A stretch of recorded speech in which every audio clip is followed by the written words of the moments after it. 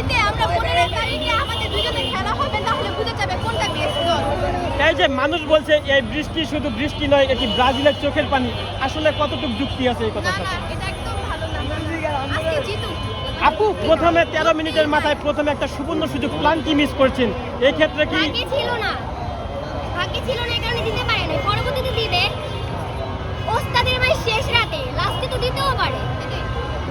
অবশ্যই ব্রাজিল জিতবে, আমরা আশাবাদী। 4 বার নাকানি চুপানি খেয়েছে, 4 বার থাকলে 100 বার খাক। আপনারা লাস্ট পর্যন্ত দেখতে থাকেন, তারপরে আমরা ইন্টারভিউ নিয়ে হাইরা গেলে এখন কি করবেন আপনারা?